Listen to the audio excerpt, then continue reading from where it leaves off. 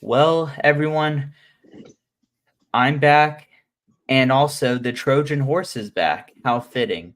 Welcome back to an episode of All About America's Team. Although pretty soon we might have to change it to the horrors of America's team or something in that spectrum because the Dallas Cowboys have been pretty horrid. And unfortunately, we have the luxury and the privilege and the stupidity to talk about it. So, with that being said, I'm Ray Nickens, the Speaker of Objectivity, joined with, as always, Owen the Chico. and I've been thinking at this point when sometimes when you wait to do a show after a disaster, you kind of grow numb to what actually happened. So at this point, I will admit I have reached a place where I'm like, all right, it's the next week, but there's still a lot to dive into and a lot to cover, a lot of interesting, exciting, controversial things to cover. So, with that being said, I will hand the floor off to Owen, and he will tell us all of the exciting, impactful injury report news and how the Cowboys are going to fire Mike McCarthy, hopefully. And with that, Owen, the floor is yours. All right, well, Ray bringing out the Trojan horse, I'll bring out the sunglasses. So all the fans that have been with us since 2021 can, sit there and smile. But in more positive news, the Giants injury report came out, and two of their slot corners, Adoree Jackson and Drew Phillips, and I believe Drew Phillips was a draft pick, are both out with calf injuries, and Darius Slayton is questionable with a thumb injury. And for the Cowboys, Kalen Carson and one of the I have to if I could find it, one of the safeties that was a linebacker last year, if I can remember his name. Um, that's I can't, yeah. So two players are out for the uh, for the Cowboys, and two players are out for the Giants. And yeah, it's going to be a lot worse for Dallas than it is for the Giants, injury Mm. report wise. So, no Mike McCarthy firing news. Uh, Sadly, not for most fans. No. Other fans are probably very happy that he is going to play. Or he's not going to play. Sorry, that he has not been fired yet. Well, that's unfortunate. I was really hoping that the news had just broke right when you started Uh, talking, but Hopefully, it will be in fortunately, the next few fortunately, it weeks. is not broke. And To make up for my loss earlier, it is Marquise Bell. Sorry, Marquise Bell and Keelan Carson are both out. I remember him. Yeah, he was a linebacker last year. For whatever reason, Patrick Walker always posts injury report, and I was looking on his Twitter, and he did not post it for today. So it took me a second to find it. So my apologies. No, it is totally all right. Marquise Bell, he's one of those guys who made some tackles, probably made a play or two, but he slips the mind if you're not careful. Um, but yeah, so I mean, clearly, unless you just woke up from a coma or don't really care about football, which if that's the case, I don't know why you're here. But the Dallas Cowboys, they did not win on Sunday. In fact, for a good sum of the game, they were getting absolutely embarrassed once again on their home field by the Baltimore Ravens. At one point, the score was 28-6, and that was a couple minutes into the fourth quarter. Just to give a quick summary of what transpired after that, Justin Tucker, he missed a field goal, and that next drive, Dallas offense woke up as they typically do when they are behind in what I call garbage time. And Dak Prescott, he led a touchdown drive, looked a lot more like the Dak Prescott that we know we can see, that we typically see late in games when they are behind. They were able to find the end zone with a pass to Cavante Turpin, and from there they tried a 2-point conversion, did not get it. But however, they did convert an onside kick. Shout out to the best player on the team, Brandon Aubrey. Congratulations on executing your first on, or actually, I'm not even going to say first because I don't know, but executing a onside kick in a time where the team knows when you're going to onside kick it, because you have to tell the opposing team you're onside kicking it. How crazy and Mickey Mouse is that? We should play flag football if we're trending in that direction. It's the But first yeah, one they of the new converted. season. What'd you say? It's the first the first successful onside kick of the 2024-2025 NFL season. So Well, good for them. At least we have one Yeah, positive record this year. Let's just give a round amen. of applause for the Cowboys. Good job. You did something Hang up the banner. very good. So yeah, they recovered the onside kick, and the Cowboys once again scored a touchdown. And that one was I believe a QB sneak. Yeah, If I'm very good for fantasy. a QB Very good for sneak, fantasy. and they once again failed their 2-point conversion. Go figure. Those points really matter. I mean, if you think about it, Owen, if you had just kicked the extra point every single time, what was the score have been? I'll give you a hint. It would have been tied. And from there, they forced a 3-and-out. The Cowboys got the ball back, and sure enough, the Dallas Cowboys offense, led by Dak Prescott in the fourth quarter, scored another touchdown, again to Cavante Turpin. Caleb Tolbert. Oh, that's so lame. Are you sure? Yeah, he had one, Turpin had one, and Dak Prescott had one. So those are your three. Oh, that makes me so sad. Yeah, it's and as a fan, let's just say that you didn't watch the fourth quarter. You're probably saying to yourself, "Hey, CeeDee Lamb must have played an integral role in all of this." But you'd be wrong. CeeDee Lamb was down on a knee with his helmet in his hand, taking a knee on the sideline. We're going to get to that very, very, very, very shortly. So Ray gave a phenomenal synopsis of the game. Oh, but I didn't finish. I Please haven't finish. gotten to the best part. Oh, please do. The best part is that you were wrong, because Cavante Turpin did catch the second touchdown of the game. Well, you said Turpin caught the first one, so I was like, oh, one of them caught one. Well, Tolbert caught the in first other one. words, someone scored. So congratulations to who scored. Good job. You did it. You scored. Okay, it doesn't matter. I don't care who scored, because they lost it. So yes, the Dallas Cowboys, they scored again and made the score 28-25. And I'm sure there are a lot of people who are like, oh my goodness, maybe Owen included. They're like, oh my goodness, the Dallas Cowboys, they have come all the way back. Newsflash, they were still losing, but they had come all the way back. All they needed to do was get one stop, and then the offense would get the ball back and have a pretty good amount of time, because they still had all their 3 timeouts, and they had a chance to steal the game against the Ravens, who once again had found a way to choke in the fourth quarter with a huge lead. And sure enough, the Cowboys were not able to stop the Ravens on 2 straight third downs. One third down was completed to Rashad Bateman, the worst, most overrated wide receiver in fantasy ever. Shout out to Kyle Wright for that one.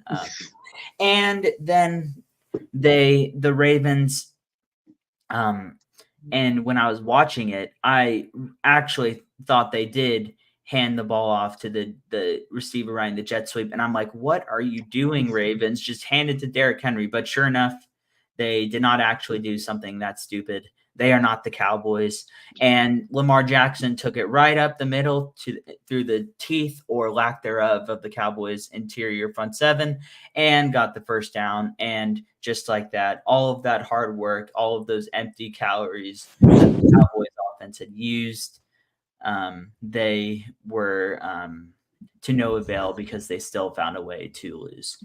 And from there, we had a lot of takeaways, and I'm going to let Owen give his takeaways first because I have used a lot of words and I need to catch my breath. So, Owen, the floor is yours. What were your takeaways from the Dallas Cowboys nightmare at home for the third consecutive game?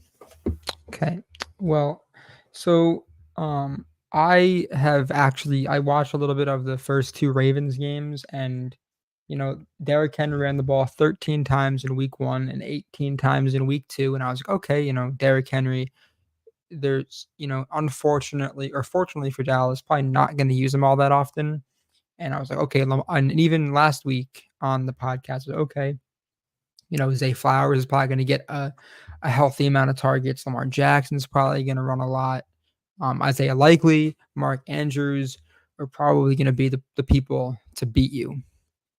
And boy, were we wrong. Bateman beat you. Jalen Reagor beat you. The third string tight end beat you. It was one of those games where, at the end, you kind of got flashbacks of the Falcons game during the COVID year where Dallas came all the way back, kicked the onside kick and got it, and the field goal to win it. And being down for so many points, and a lot of people, including myself, kind of feel that this season is going to go on the same trajectory of that one, where you were down 40 points every game due to the defense and the offense not really having many pieces outside of your main stars. Your offense or your offense was really top heavy, and your defense was too busy having a coach put hot sauce in their eyes. So, and Ray talked about it before with these empty calories. But funny enough, the Ravens did not run prevent defense at all. So maybe Dallas just found something. Maybe after the missed kick by Justin Tucker, they were just feeling more confident in themselves and their play. And, we're for the first time in 3.5 quarters actually being successful on offense. I thought that, in the beginning when Dallas decided to take the ball, I was okay. Like Dallas is, we know that their defense plays better with a lead. So I was like, okay, it makes sense. But then you had 2 or 3 holding calls or just penalties in general that really set your drive back. And then the Ravens looked like they were playing a high school level football defense and just ran up and down on them. And then I think the point that I was kind of done with the game was the CeeDee Lamb fumble. I think that when your team is so top heavy, you really need your 3 or 4 players that are probably top 5, top 10 in their respective categories to really step up. And CeeDee Lamb and Brandon Cooks, if on that deep ball, you saw him kind of like skip to try to get in that second level, and he doesn't have speed. And I know that he has had a knee injury, so maybe that's just like a knee issue, or maybe we're just using him in the wrong way. Jalen Tolbert putting up a lot of yards the last few weeks, but hasn't really changed the game in any significant way. Jalen Brooks should be sitting down on a practice squad probably. And I think Dallas is probably their second or third best wide receivers on their practice squad with Ryan Flournoy, and I'm sure a lot of people can kind of balk at that idea, but in the preseason games against the Raiders, he was playing up against a starting cornerback in Jack Jones and beat him several times. And Jalen Tolbert and Brooks have not showed the ability to beat any type of cornerback in several, like, throughout a game, and Jalen Brooks had that one big yardage play, so he'll probably have a roster spot going into the Giants game, but I would really like it if Ryan Flournoy could get an attempt at playing. And, he's a fifth, sixth round pick, a late round pick, so it's kind of not a good idea to put expectations on him, but just got to see if you have something, because right now, outside of CeeDee Lamb, you have nothing. And also Lamb, in the Packers game this past year, or last year, he talked about how he needed to grow up and mature as a player. And this week he unraveled. He took himself out of the game, both mentally and physically.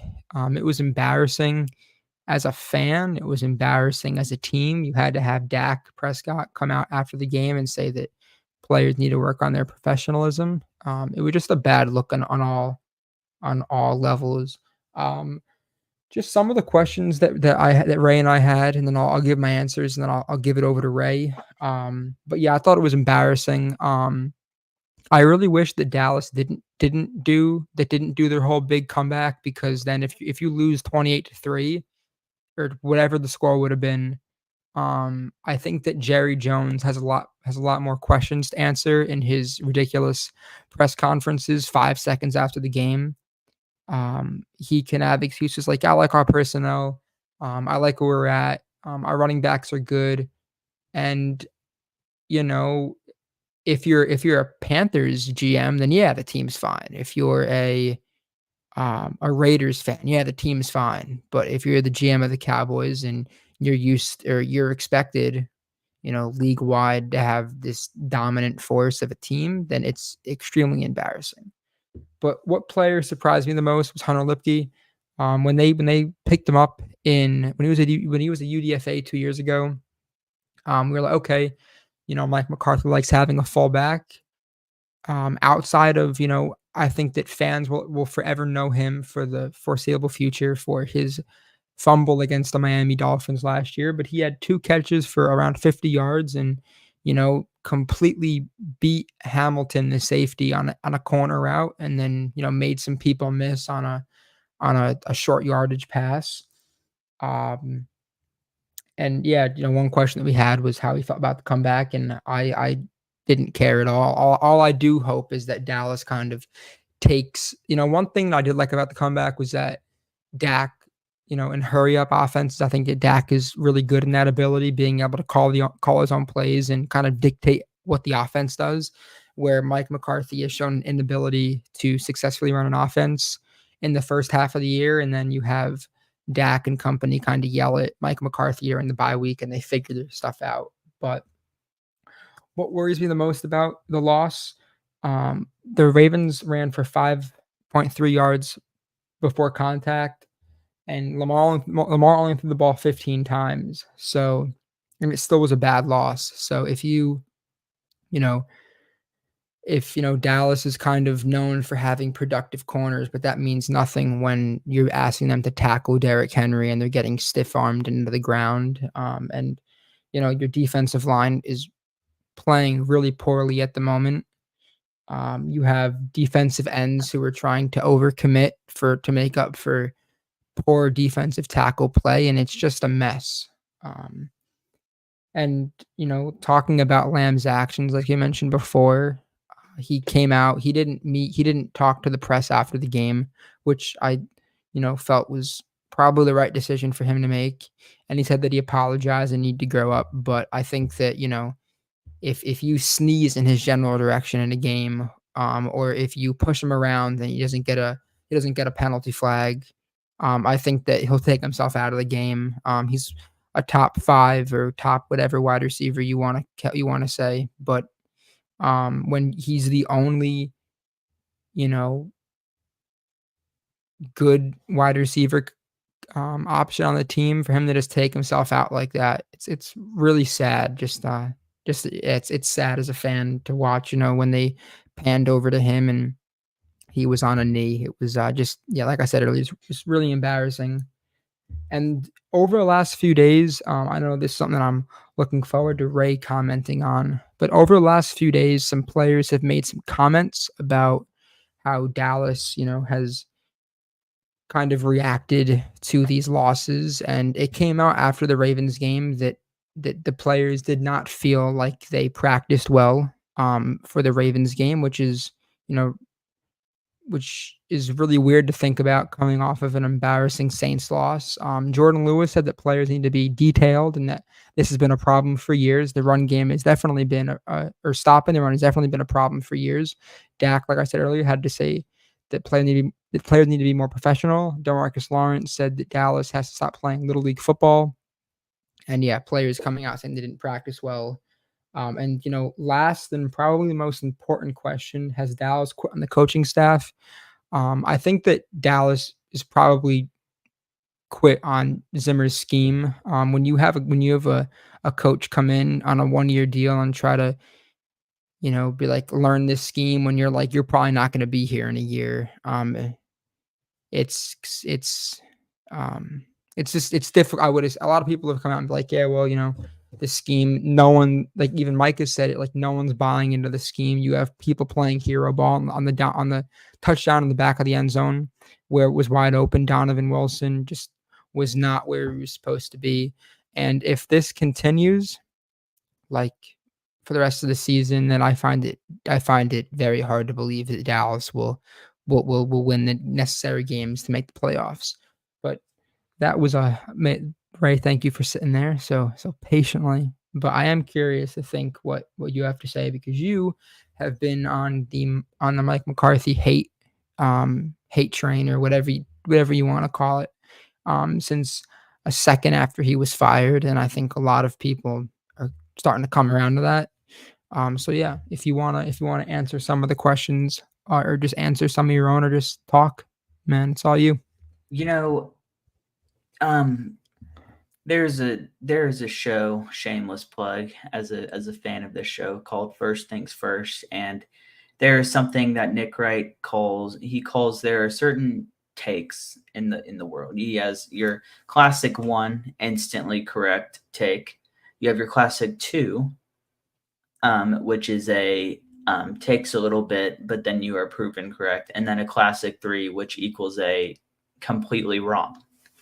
So when Mike McCarthy was hired to coach the Dallas Cowboys, which seems like many moons ago at this point, Owen can be my witness. Well, the first thing that I said was terrible decision. And it has turned out to be a classic category 3, because everything that I expected to happen each year that he was the coach came to be. The first year it was poor situational football. The second year it was, again, poor situational football, indisciplined football, high penalties football. The second year was the year that the Cowboys had, it seemed like, an infinite amount of penalties against the 49ers in the divisional round. And then the third year, we find ourselves in a position where, he runs Kellen Moore out of town. We're not here to talk about Kellen Moore. This is about Mike McCarthy. He's irrelevant. He runs Kellen Moore out of town. He's like, I want to call the plays because that's what made me who I am. That's what got me the Super Bowl. Actually, it was Aaron Rodgers. And that's what I'm good at. I want to call the plays. And I'm like, it's not going to work out. Believe me, it's not going to work out. First couple weeks, it was a little bit rough. They got destroyed by the 49ers. Then it picked up after the bye. Owen, not to throw you under the bus, but you were like, see, Ray, this is what Mike McCarthy does. I'm like, just wait. And sure enough, we find ourselves in the postseason against the Green Bay Packers. Mike McCarthy's old team. You would think that he would want to, send a statement of, I am the guy. I was, brutally harmed for no reason. I am going to call a number on you. No, actually, the Cowboys were down like 44-10 with not a lot amount of time left in the fourth quarter. So it was a complete disaster. And ultimately, we find ourselves 3 weeks into this season.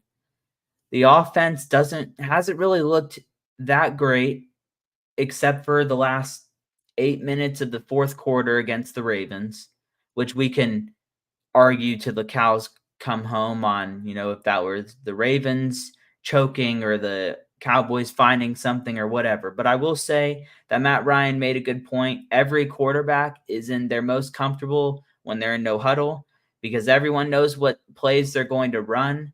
Everyone knows what to do. They're pretty simple plays. The route concepts are simple.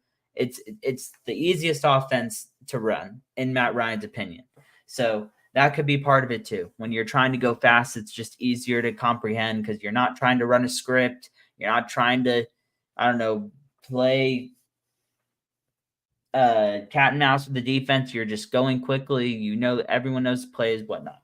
So that's it. But really, it's not even the offense that's bad. It's the thing that has been atrocious. Basically, the last 6-7 years, which is the Dallas Cowboys are incapable of defending against the run. And let me read you a couple of very unfortunate numbers for you. First one I want to read to you. Last 3 home games, the Cowboys have given up 40 plus in those last 3 home games. Cowboys, before that playoff game against Green Bay, they were undefeated at home, outscoring teams by 2 scores. Now they're in their last 3 games at home, they've been outscored by 14 points at home. Pretty embarrassing.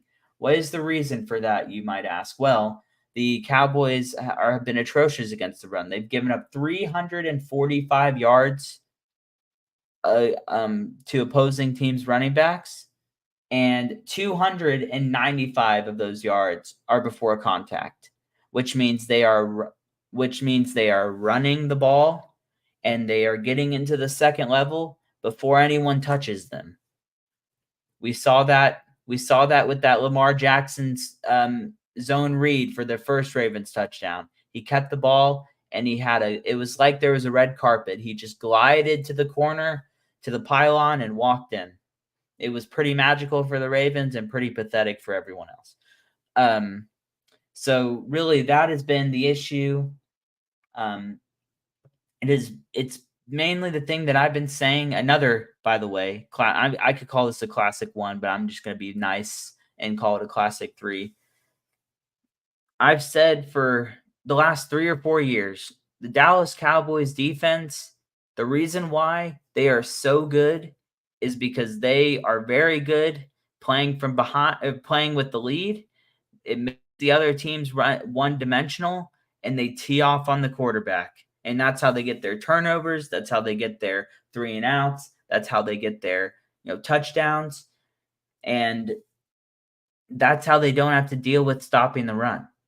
And sure enough, Tom Brady, who I don't think he's a good broadcaster. I think he has a lot of ways to go. But for some reason, he totally proved me correctly, and it actually made me really happy. I was like, man, Tom, that feels so good. Owen's been clowning me for this take for years. It feels so good for the GOAT for now to solidify that. That's why the Cowboys defense is good. But recently this year they played teams that are balanced, that can run. The Browns, I feel like they can run, but their quarterback is so atrocious that the Cowboys had a field day.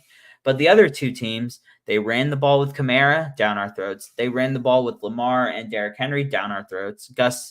Not Gus Edwards. Justice Hill also had some bursts too when they needed him to. And what does that contribute to? Not having the ball. The Dallas Cowboys are 27th in the league in time of possession football. My 2 main things that I always say that you need to do to be successful in the National Football League: 1, control the time of possession. 2, be balanced on offense. The Cowboys are bad at both of those things.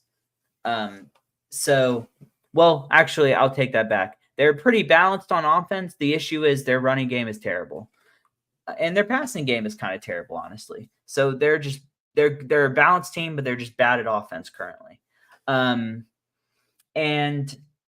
that's a really bad combination. So to answer quickly the first couple of questions, the person I was most surprised was, honestly, if I can be completely straight, the person who most surprised me was Micah Parsons, and it has nothing to do with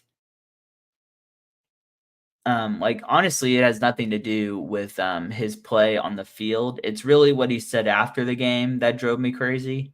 The comments about, we have too many people being Superman, blah blah blah. Like, for one, you played like crap, and that's me being nice. Played like crap. You did nothing. Why are you calling out your teammates to the media? You can call them out in the locker room. You can call them out in a private meeting in the film room. But why are you calling out your teammates in a media session? That's what I'm wondering too. I mean,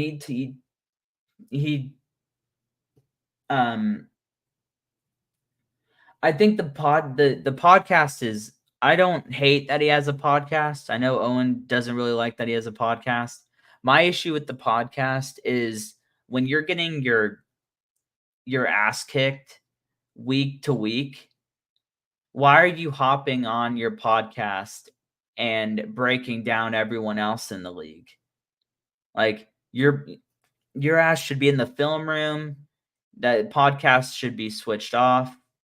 It just kind of shows what I think is the main issue with Dallas, and it has nothing to do with the players or the coaching or anything. It's the culture in Dallas, and the culture starts with the top, with our man Coach Jerry Jones.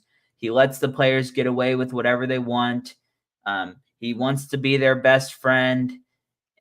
He hires coaches who are puppets so he can kind of control the show. He gets on his radio show week to week and says all this nonsense, which makes the players think that they can go on and talk nonsense.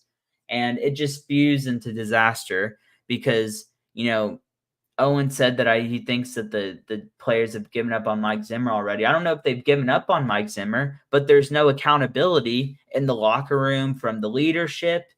I think honestly that Dak should be getting on with the defense a lot more than he does, and that's not a knack. It's a positive.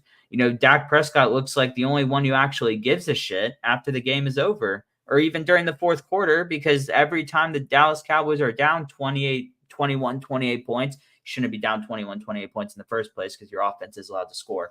But anyway, I mean, that's when Dak Prescott plays his best football, is when he's down 21 points. So, I mean, if he you go up to your defense after the game, like, hey guys, we were in this game. Y'all had a chance to stop them and y'all didn't show up. Like, hold your team accountable. Micah Parsons is going to want to be paid a ton of money as the highest paid player in football, probably. He needs to learn how to be a presence, at least be a body at least on defense when they're in the run game, because currently it's like he's not even there. When the other team is running the football effectively, Micah Parsons might as well stay at his house because he does absolutely nothing in the game. So that's my main thing, and that's why that's why I disagree with your point about you thinking that Jerry Jones will think the team is. I understand what you're saying about Jerry Jones will believe that the team has the pieces and can compete, but there's some, like, the glaring hole is you're really bad at time of possession. You are really bad against the run. You can't run the football. And like those are the 3 recipes for disaster. And I mean, Owen mentioned it to me before we started. The Cowboys have the 49ers coming up, they have Pittsburgh coming up, and they have Detroit coming up. All of those teams want to run the football, and all those teams have effective runners, except for maybe, well, actually, that's not true. The Steelers have Justin Fields, and then they're able to run effectively even with Najee Harris as their top back. But the Cowboys, if something doesn't change, which it won't change, the Cowboys are going to continue to not have the ball a lot. They're going to continue to get gashed, and they're probably going to continue to lose quite a bit. So with that,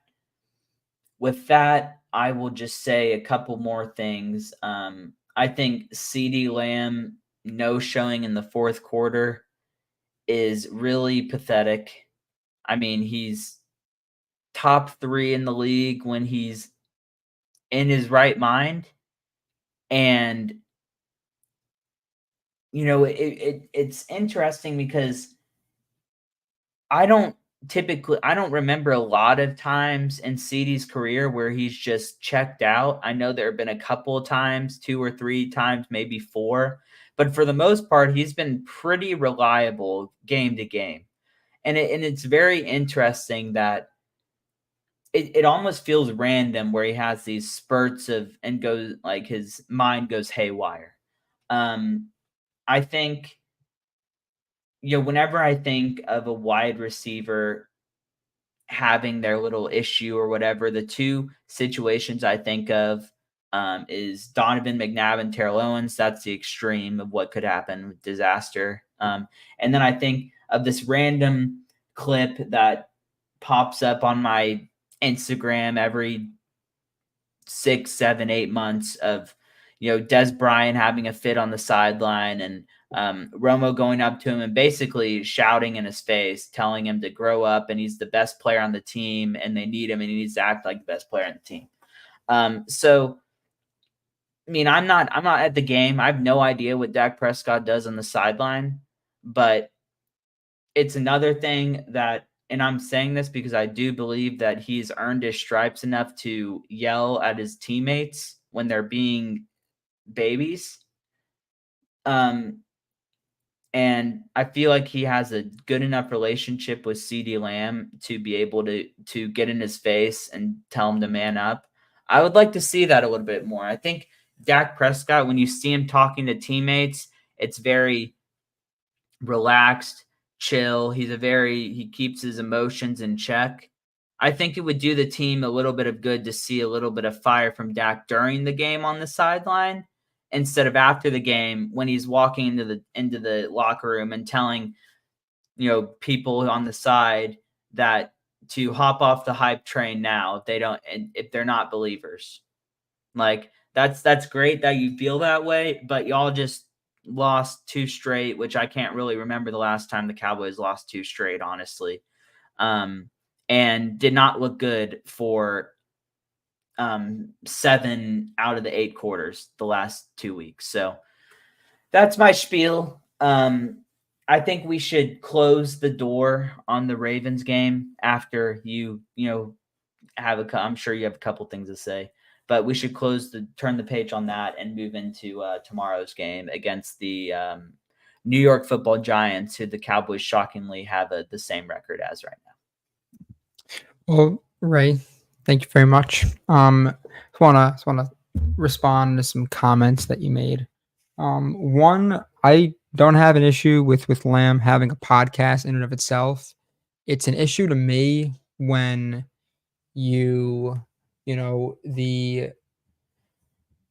for example, the Eagles Saints game that took place this past weekend. Neither team played great. After the game, CJ Gardner-Johnson came out and basically trashed Derek Carr. And Micah has this great desire to be liked by everyone. Remember a few years ago, he tweeted at Lane Johnson and was like, "Go win a Super Bowl for us. Come on." Like he just has this desire to be like everyone love him. So he goes on his podcast and is like, CJ, like, who are you? Like DJ, like Derek Carr is a Pro Bowler, which I mean, like Pro Bowls mean nothing now. We all know that Derek Carr is not that good, Micah. It's okay. You don't have to So say he was like, Derek Carr is great. Like, who are you? And it's like, man, Derek Carr just put up 40 plus points on you. The Eagles will probably put up 40 plus points on you. Like, there's no need there's already enough negative attention. I don't understand why, you're gonna do it. And, I'm happy for you. You have a podcast. Like, football is, a tenth of your life, years wise for the NFL. So, get as much money as you can, all these deals and everything. But I just feel like when you add, more negativity, it's like, and we're going to get it, like we're going to get it this year. But I think that all of us know that at some point in time, if the Cowboys make the playoffs or if in the offseason, Mike is going to have Lamar Jackson on his podcast, Derrick Henry, Derek Carr, and he's like, "Hey guys, like, how'd you beat us?" Because that's exactly what he did after the Packers game, and Jordan Love was like, "We just copied what every other team did to beat you," and they just like laughed about it. And I like Ray said, I think this issue has been an issue since 2018 and maybe even earlier than that when CJ Anderson ran for over 200 yards on the Cowboys. And, Dallas started off pretty well against the Rams, Amari Cooper touchdown. And everybody thought that Todd Gurley was going to really, really take the game over. And it was actually CJ Anderson, which Dallas said after the game that they didn't plan for him. And then after that, that's why you had all those coaches fired. And then, also about like the defense. I think that the defense is very good against below average teams. For example, last year, Dallas couldn't stop Seattle. A it took a bland pick to really change that game. Against Miami, Dallas fumbles on the 3 or 4 yard line. They overcome that. They score a deep touchdown. They score on a corner out to Brandon Cooks, and we just need the Dallas's defense to stop them once, and they just go up and down on them. They ran all over them, did whatever they wanted. I just think that Dallas is a poorly crafted team, and there's really if Dallas continues on the path where they are, where they make 0 free agency moves, maybe they'll sign one 30-year-old and be crazy, spend a little bit of money and get people excited. I don't think there's any other team that asks 4 or 5 of their draft picks to be contributing starters and be great players for them. There are a lot of late round guys that come out and are great, but Dallas is relying on their first round pick, their second round pick, their third round pick, their fourth round pick, and several other of their draft picks to be starters. And the last few, the draft class 2 years ago, the Mozzie draft class really set this team back a lot because those first 2 rounds, as of right now, have not really played out. And I wish that before we move on to our transition and the Giants game, I don't know what Dallas can do. At this point, I think that if Dallas is going to continue with this get through the draft stuff, then the only real way that they can have enough capital to do anything well over the next few years is going to have to trade Micah. They're gonna have to, maybe get a few draft picks, a few first, a few seconds, but Micah's an undersized defensive end, and he's like, in a perfect world, he would play linebacker on rushing ends and play D end down on passing down, but he can't do that. So, yeah, I don't expect Micah to be this run defense mauler because he's very undersized. But Max Crosby got double team, triple team. He took over the game against the Ravens. Myles Garrett takes games over. I know Mike has taken over the Chiefs game from a few years ago. He'll take over games every now and then, but I don't think that giving him $40 million a year is really gonna change, is really gonna do anything for your team, unless they can find a way to add more to your team. Um, it's tough when you're drafting in the 20s every year and you're basically drafting second round talents in the first round and you expect them to be difference makers. Um, just it's sad. Zach Martin's probably gonna retire, definitely gonna retire after this year. Terrence Steele's not the same player he was before he was injured. D-Law, I doubt they re-sign him, so your only really good run defender doesn't even matter because they don't even run towards him, and even when they do, he can't really do much. He's not gonna he's gonna leave. Eric Kendricks is gonna be gone, but the linebacking core has been useless because your D-line's been bad. Um, Linval Joseph is gonna be gone, and he hasn't done much. Um there's so much turnover that happens every year, and there's not enough draft picks to fix that. And Dallas has 3 or 4 comp picks. They have 3 fifth-round picks. If they wanna take 2 of those and trade for a defensive tackle and a running back or a wide receiver and really change things, then by all means, but I think that, you know, over the next few years that I don't see a way for things to get any better. And even if Dallas were to beat the Giants, it's the Giants. You should be better than them. And if Dallas loses, they're gonna be 4th in the division for the first time in years, I'd say. This I guess I know it's early, but just it's never a good sign. The East is only getting better, and the Cowboys are only getting worse. Um, and you can blame that. If you want to blame that on Dak, by all means, do whatever you want. If you want to blame it on Jerry Jones, by all means. But at some point in time, guys like Micah, guys like D-Law, guys like Diggs, Lamb, Dak, all those guys really have to step up. And Zach Martin, Tyler Smith, who did not play well this past game, you're paying them, and you need something out of them. And if look, I'll just say this one thing, and then we can move on. Looking at the Diggs route again, like the game, the route that kind of sealed the game. The Ravens played that so well, and you basically with the route concept they did and where the alignment was, Diggs was going to be out of position regardless. He said that he needs to do better, but I don't. The game was long gone before then.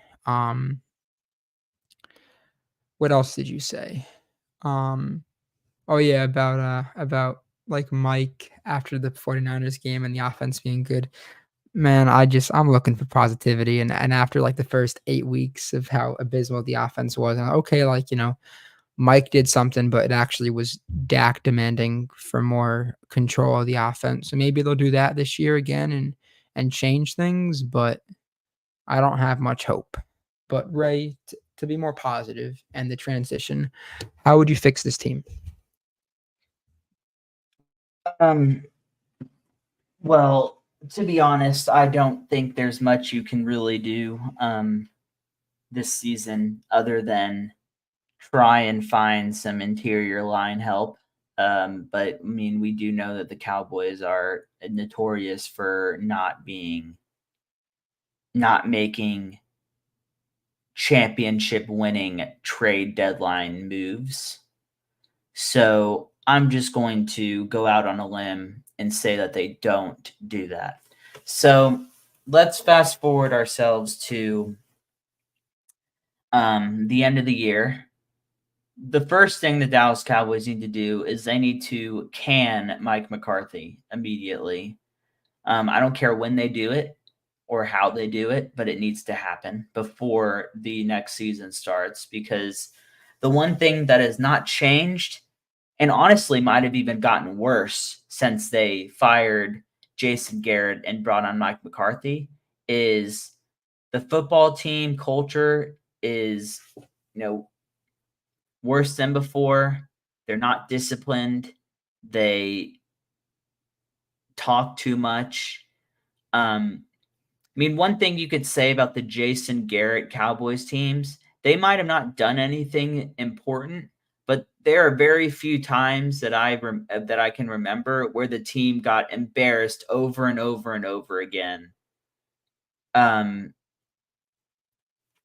I feel like those games were always close. They always found ways to lose in hilarious fashions, but they did not have the problem of players talking up the wall about, oh, we didn't practice well last week or all that. Like, I don't really know why you would say that to the media at all. Keep that stuff internal. We don't really want to know. But honestly, if I were the GM, and I'm I'm saying that, sorry, I'm saying that because most likely this is not going to happen because there are other people who actually run the team and would never do this. But the way that I would fix the Dallas Cowboys is I would bring in Bill Belichick.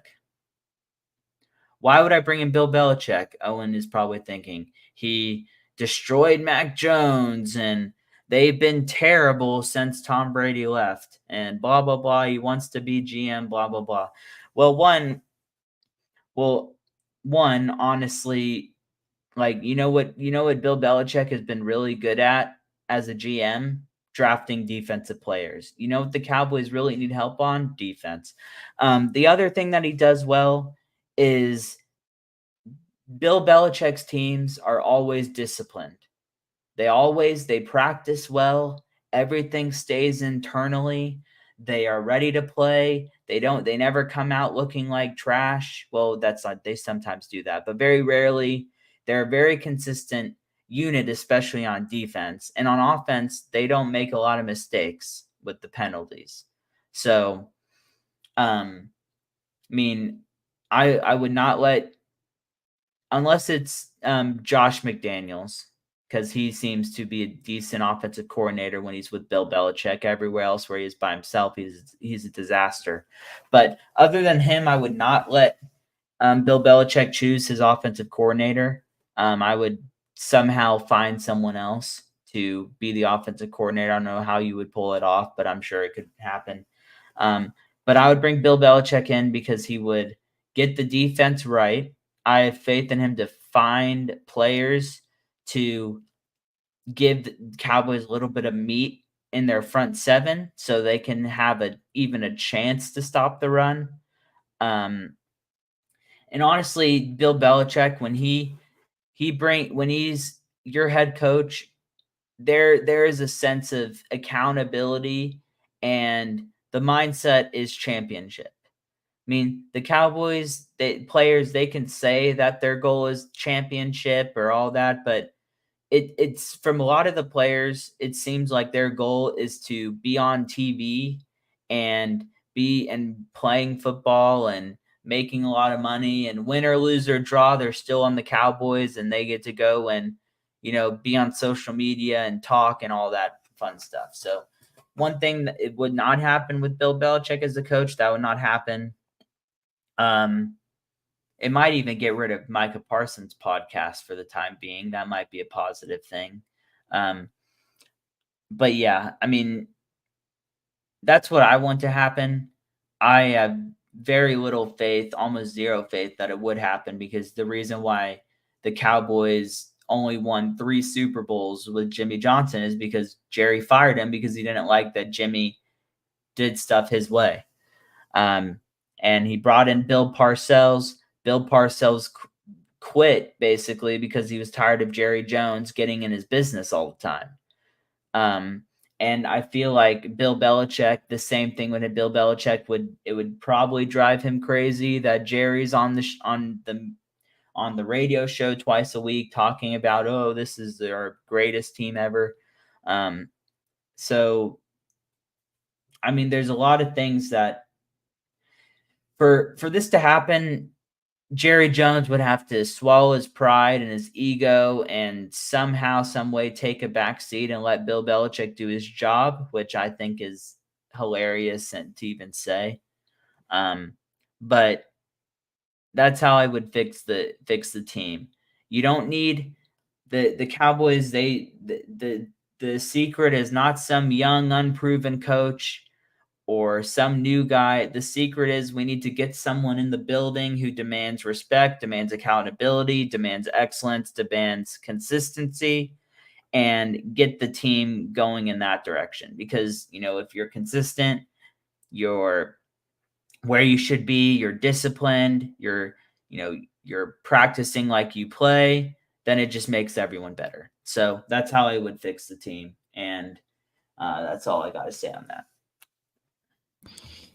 Well, I think a lot of other people want Bill Belichick as well. So, who knows? I would take a different approach. I guess I'll go down two avenues if Dallas wants to make moves this offseason or just go right to the want to make moves for this season and go straight to the offseason. So Dallas needs a defensive tackle, maybe two, a running back, another wide receiver, and Terrence Steele needs to turn to the player that he was pre-injury. I doubt that Dallas dishes out 3 picks, so we're just going to move on to the offseason. I would fire Mike McCarthy. I would fire the offensive coordinator, and I would fire Mike Zimmer. What I would do is I would hire either the Lions offensive coordinator or the Texans offensive coordinator as your head coach. Throughout the last few years, even this season, I feel like it's extremely difficult for Dallas to get a first down, and CeeDee Lamb is not used like he should be. You have players like Malik Neighbors who are coming into the year, and he's being used correctly. The 49ers, Juwan Jennings, is a 5th or 4th wide receiver, and he's like a top 10 fantasy wide receiver now, all the yards he's putting up. I think that Dallas needs to get younger, head coach wise, and they need a more modern, approach to the game. And I think that bringing in, Ben Johnson completely changed the Lions' offense. Bobby Slowick with the Texans, had a great year last year with CJ Stroud and all of them. And, I doubt that Jerry would do it because Jerry wants things done his way. And I don't know if he'd want a 30-year-old coach coming in. But I don't know. I don't really know if I don't know if Bill Belichick would have much success either, for the reasons that Ray talked about, power and, Bill wanting, a really big say in who's drafted. And I don't know if Jerry would be too open to that. But if I'm Dallas, if I have a top 15 pick, I am taking a wide receiver or I am taking a defensive tackle if you can get one. I know there are a few good defensive tackles coming out of Michigan, which, people are going to hate. Or there's a really good defensive tackle coming out of Kentucky. If you can take one of those or just take a wide receiver, by all means. There are a lot of good wide receivers in the draft this year. Maybe you could even get, there are a lot of really great ones, and I'm sure you have a plethora of them. With your second round pick, I would trade into the back of the first round and get the Boise State running back or any other running back outside of Gordon. People are not a huge fan of his. I'd rather the guy Gentry from Boise State would be a good one. They did need to get younger at wide receiver and running back and just basically everywhere. And after there, there are a lot of different options. Hopefully, Dallas takes a defensive end because if they move on from D-Law, at the end of the day, I think that this is just going to be a very exciting year for the future. And just they're either going to fix things or they're going to implode. And if you like the off season, you'll be a big fan of that. But I don't, like Ray said, there's not a one This is not a one size fits all type of problem. It's at the top, and even guys like Dalton Schultz have come out and said that when Dallas is in the practice room, it's so players on the outside or people on the outside can't see in, but the players can see out.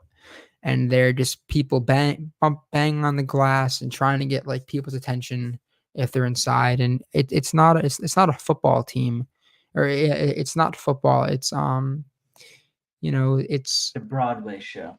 yes, exactly. My dad always talks about how when the game is on, they're always talking about the art gallery, and they're always talking about how nice it is. One thing, if Jerry Jones really cared, he would cover the panes of glass that have sun glaring through, and you can't see anything, and that's cost Dallas games in the past. But it's covered whenever there's a concert or whenever there's a non-Dallas Cowboys football game. Um, Jerry has made this team very profitable and gets a lot of money, but I don't think he realizes that if he puts, even 1 ounce more of caring, that the output would be so much better. Dallas is crowned America's team. If they would have won a Super Bowl, I think that there might be, just the whole world would shake if they won. And I don't think Jerry cares. He can talk about it, and he even said, people said, Jerry, like, people are blaming you. He was like, yeah, that's fine. Like, I understand it. I completely understand. I don't think he cares. Stephen Jones, he just complains about the salary cap, and they're both like, well, we couldn't afford Derrick Henry, but yeah, you could, and if you didn't wait 3 months to sign your 2 players to contracts, then you would have had several money. Dallas has $25 million in cap space right now, and there's absolutely nothing to do with it. Um, I there's just so many holes that one draft class can't fix, and I don't even know, if Bill Belichick were to come in, I don't even know if the players would respect him. I don't know, because I think that this is a personnel issue. I don't know if it's also, the players, like, we love McCarthy, we love him. If they love McCarthy and they're playing like this, what are they going to do for a coach they don't like? You know why they So love McCarthy? they say as a player's coach, I Because don't he know. lets them do whatever the hell they want. That's why they love him so much. They Uh, they don't play well, and then there's no slap. There's a slap on the wrist, and then they go off and do whatever they want that night. Or like there's no, like, that's why I say that there's no discipline. Why are you practicing poorly? Isn't it on the coaches and the coordinators to, get you ready to play and get you in the right mindset and rally the team leaders, the coaches, all of that? Like, that's the problem. There's no consistent goal Accountability. Yeah. with the Cowboys. There's no goal. I don't think it's a McCarthy issue. It very well may be, but the Cowboys have signed Greg Hardy, who beat up women. David Irving has violated several rules. DeMarcus Lawrence violated several rules. All these players have historically have not rules didn't matter. Jerry was like, oh yeah, like, we got him. Like, Jerry Dez, they had to hire a bodyguard for him to make sure he didn't do anything. I don't think that Jerry is like, yeah, the player's fine. And it's the top down thing. I just don't think anyone cares. And I would think it's very difficult for McCarthy to, I don't think he's great, but I think that when the owner doesn't care, him trying to care, it's gonna fall on deaf ears. And even a few days ago, a reporter, Nick Harris, came out and asked him about some questions about what he had for McCarthy, and McCarthy, like, yelled at him, and then he had to apologize after. And Brian Broaddus was saying it sounds like McCarthy got chewed out by the Joneses. So we'll see if we'll see if anything changes this week. But with a mini buy, if Dallas gets embarrassed, I think that Mike McCarthy will have to clean out his office. That is my bold take for the podcast. And then they will promote Al Harris, the secondary coach or defensive back coach, and the the assistant head coach. I think he'll be promoted, and I have no idea what they're gonna do on offense because I don't know. I don't know if Schottenheimer, he's called plays before, but he doesn't call plays now.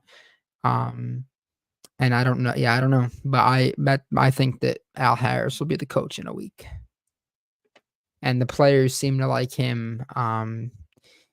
I know that Diggs and the cornerbacks love him. So, and he was he was a good player in the NFL. So there's my hot take. But why don't we get this Giants? If you have anything more else to say, or we could just go on to the Giants. I mean, it at this point would be beating a dead horse. How ironic! The Trojan horse, known as the Dallas Cowboys, are beating the positivity right out of you.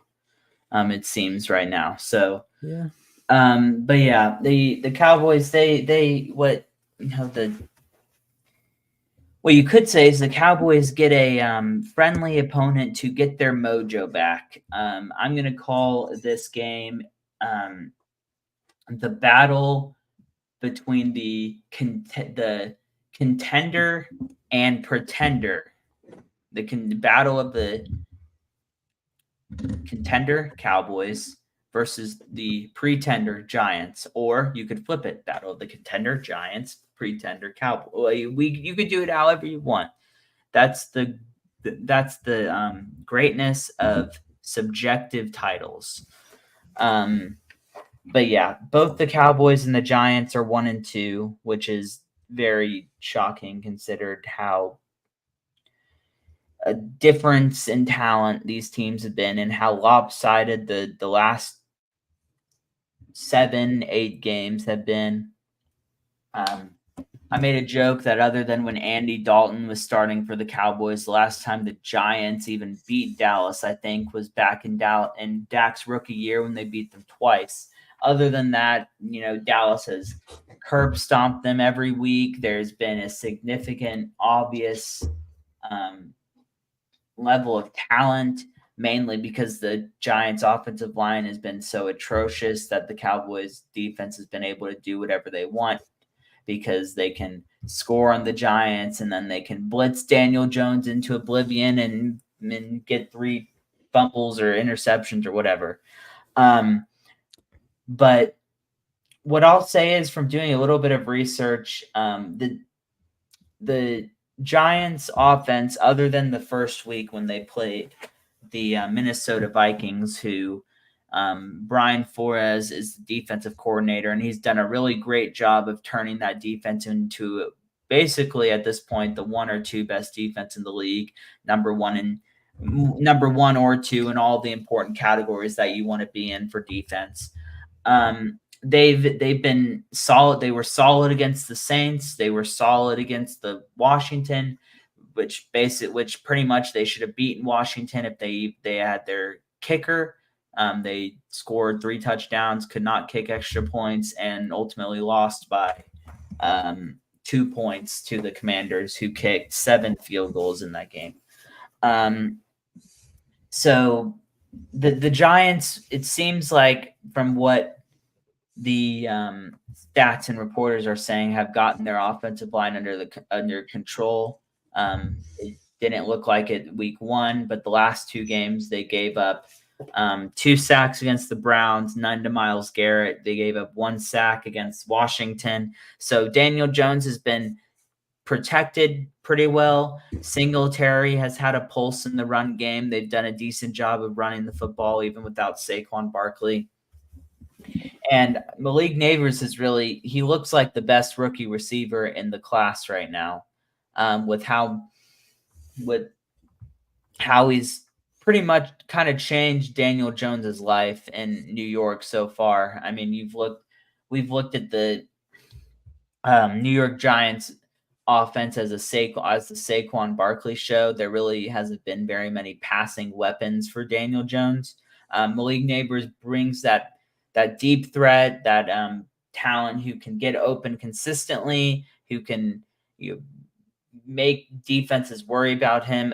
It opens it up for players like Wan'Dale Robertson, who's had a decent breakout season where you're actually seeing him make some plays. Darius Slayton's able to do some work, although it's unclear if he's actually going to play or not.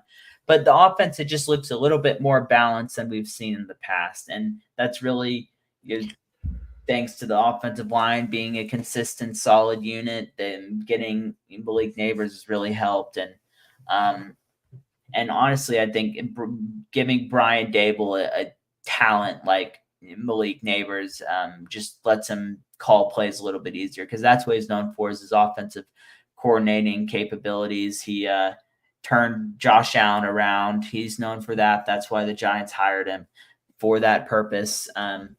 So yeah, that's just a little bit of a little backstory on the Giants. One more quick thought.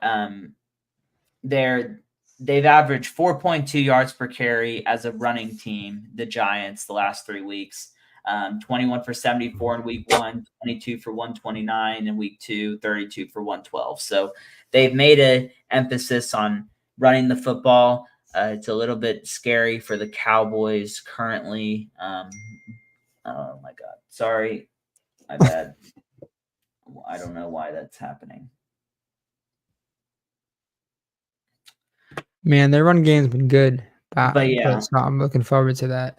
But yeah, I mean, it's Devin Singletary. It's not Saquon Barkley. You know what? Here's what we're going to do.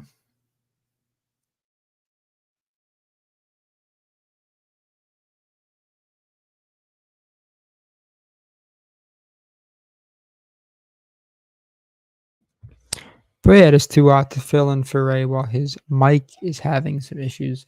Their running game has been good. Devin Singletary has been, kind of bouncing around. And he's been All right, we're back. really good for them this year. And Can you Ray's hear me back. now? Can you hear the notifications still? Okay, keep talking. I'm going to fix it. Apologies, everyone. Yeah, so they're a brand new offense from what they were a year ago. The offensive line is much improved. Evan Neal, I don't think I think that he is now on the bench, which was a big kind of news story over this past off season.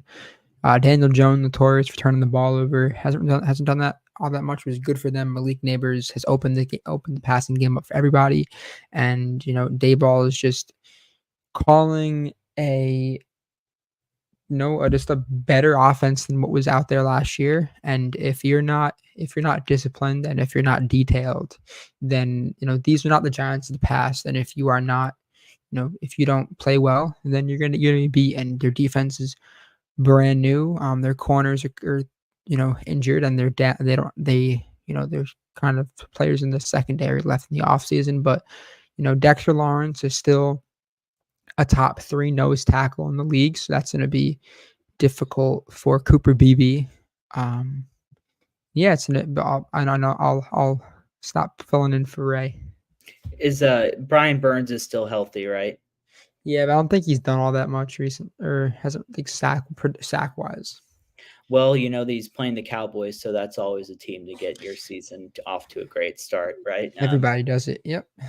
Yeah, but yeah, really the last thing, really wanted to say before we kind of dove into our, I guess, key matchups and score predictions. I think the Giants, they, like you said, they are a different team than they were a year ago. Their offensive line is much better. They have, I'm not saying Saquon Barkley was talented, because he absolutely is talented. And if he was still on the team, the Giants would be even scarier as an offense.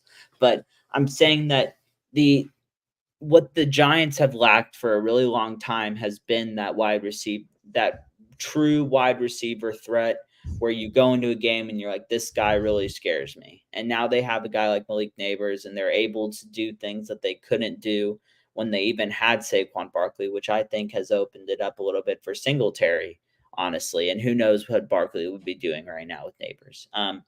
But yeah, that being said, I do think Dallas can and will get a win. just basically make a statement that will make some fans, not us, I think, feel better about their situation, because we do know that it is the Giants, and a lot of people, I mean, the game could, I mean, the last couple of times the Cowboys have played the Giants, it's been ugly in the Cowboys' favor. So, I mean, I would not be surprised if the Cowboys won 40 or 35-10 or whatever it is, but I do think that this game will be a little bit closer than that. I think it'll be, 10-10, 13-10 at the half, but then Dallas will pull away in the second half and win 27-17. And the defense, they'll play. I think the defense will play better against a division opponent that they see every year. Playing against the division is always, it's tougher in some ways, but it's a little bit easier in other ways, because your opponent, you see them twice a year, you have that history. You kind of have an idea of what each team likes to do, and it's that similarity that helps you out a little bit, especially for their defense, with Cowboys defense, which is struggling a lot right now. But yeah, that's my score prediction. I'll quickly do my key matchups and then hand it back to you. I think that Malik Neighbors and Trayvon Diggs will be a big matchup. I don't know. Again, like I said last time I was recording, I don't know how much Diggs is going to travel with Neighbors, but I think, our best corner versus their best wide receiver is always an important matchup, especially in a game like this. Other matchup, Dallas front seven against the Giants offensive line. Like I said, the Giants offensive line is what we're all being told a lot better. The Dallas defensive line is almost as worse as it's been in a little bit of time, with the lack of talent that they really have and the undersized linebackers. So it'll be a real test to see, like how much trouble are the Cowboys really in, because a team like the Giants that we bullied a lot, if the Giants come in and bully us, it really tells us that the Cowboys are going to have trouble even competing with lesser teams, because of how atrocious their front seven is. And then lastly, I think CeeDee Lamb against Nick McLeod or Dante Banks, two young corners that I don't know much about, but they're new. They're fairly new in the Giants secondary. You mentioned that the secondary is pretty new for the Giants. They lost a lot of pieces over the offseason, so it's a very new group. So, it's huge that CeeDee Lamb bounces back after last week against divisional opponent. And then lastly, Mike Zimmer, I put in parentheses Nolan, because I think Mike Zimmer and Mike Nolan have been very similar to their making their defensive coordinator debuts for the Cowboys. Him and his matchup with Brian Dable will be the key to the Cowboys winning this game. If Mike Zimmer can call a good game against the Giants and the defense executes and the scheme is good and they make some adjustments from the last couple of weeks and put a good product on the field, it would honestly make me feel a little bit better about the team as a whole, because it shows that Mike Zimmer is capable of making adjustments that I really haven't seen the last couple of weeks. But if Brian Dable is able to have success and the Giants are able to control the game and the clock, even if the Cowboys do manage to win in a tight game, I still will not feel very good about the defense. So those are my matchups. Score prediction: Dallas will win by 10, 27-17. And I will give the floor back to Owen, and then we can close out this very pessimistic show. Ray, I think you're a little bit more positive than I am. I guess I'll start off with a score prediction and then kind of back it up. I have the Giants winning 35-21. So to kind of explain. Points. Yeah, well, a lot of points. Giants get off to an early lead. Dallas kind of finds something late in the fourth quarter, like They did in 2020. I think this is going to be the exact carbon copy of the Mike Nolan year. The Cowboys, as of right now, are on defense, average giving up 185 yards per game, and the Giants rushing game, they average 105. I think that, they'll definitely have a great game running the ball. And especially Daniel Jones can run. And Dallas is historically bad outside of Daniel Jones against rushing quarterbacks. And we saw last week, all you have to do is call a read option play and you will have success. The last few weeks, I think a lot of people are like, hey, Dallas's defensive line is better than the Saints offensive line and is better than the Ravens offensive line. And that didn't matter at all. So we can say that, Micah has done really well against the left tackle, Andrew Thomas, in years past, but that may not matter this year. I think that, I'll be there, so I'll be able to see everything. And when Ray and I meet up next week, I can tell you exactly what Dak Prescott says. I can tell you what he does and what the feels on the sideline are. I'm going to have an end zone view, so I'm either going to get a really good view or a really bad view of the game. I'm not, Ray talked about adjustments, not very confident in that. On Monday, Mike McCarthy and others said it's a short week, so we weren't able really to, do much about the Ravens loss. So I don't think Mike McCarthy cares. I know I bring him up a lot. Brian Broaddus was saying that he thinks that Mike McCarthy is fine either way, whether they keep him or whether he's fired. They didn't think he cares. And that's how, it kind of looks. I don't think that there's any real urgency. And I can't really blame Mike because he doesn't have a contract after this year, so why should he care? But yeah, I think it's another bad loss for Dallas. Dallas is practicing with wet balls. It's supposed to be cold and rainy, and Dallas has not really been great with the Dak era in rainy games, cold weather games.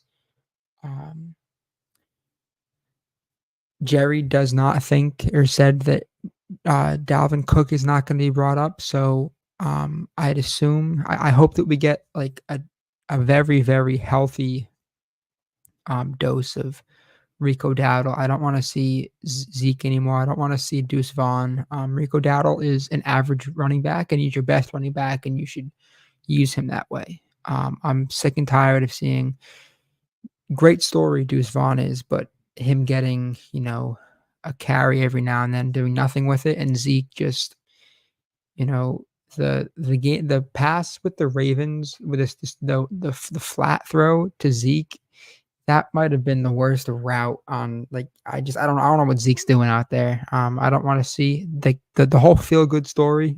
I'm no longer, the Browns game you scored. It was a great story. I'm done with the experiment now. I want to see Rico Dowdle. I don't think that we're going to see a good offense until after the bye, and that's not because of Dak. It's not because of Lamb. I think that the play calling is archaic. Every single team uses motion except the Dallas Cowboys, and they, teams attack teams attack the opposing defense's weak spots. Dallas does not attack you at all on the bad players, and they just, like I said earlier, it is very difficult for Dallas to get a first down at this point. They can't run the ball. They can barely pass the ball. CeeDee Lamb is getting bracketed and takes himself out. Yeah, it's really the Dak Prescott, Jake Ferguson, and CeeDee Lamb show, and that's about it. I think that, just matchups, Cooper Beebe against Dexter Lawrence. I think that, if Dexter Lawrence takes over that game, then Dallas has no shot, especially playing behind. And like Ray said, people figure it out against Dallas. If Kayvon Thibodeau and Brian Burns have a big game on top of Dexter Lawrence, put Cooper Russian.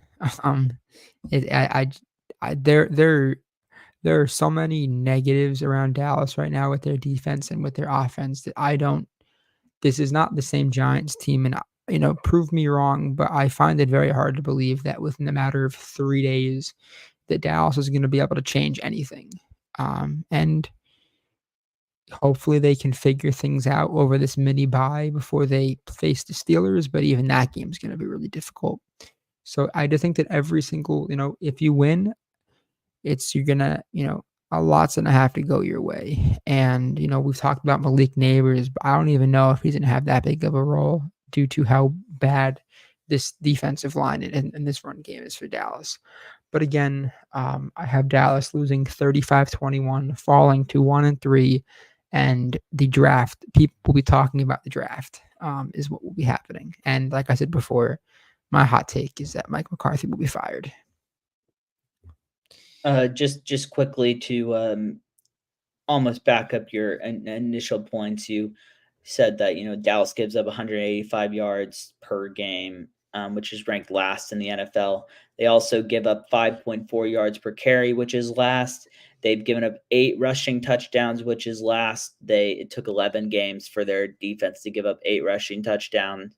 I bet you probably miss Dan Quinn right now. And then they've also allowed 17 10-plus yard runs, which is also tied for last. So their run defense is in a really bad spot right now. And then one last point, you said, I don't think really Mike McCarthy cares since he's on a 1-year deal. The only thing I would say, because I'm not necessarily disagreeing with you, because Mike McCarthy, he has a Super Bowl ring. He's made his money in the NFL. There's no pressure to stay hired, right? But the only thing I would hope that, would give him some sort of jolt of desire to perform is either, if the team performs well, I get extended, or if we perform well enough and maybe we don't get over the hump.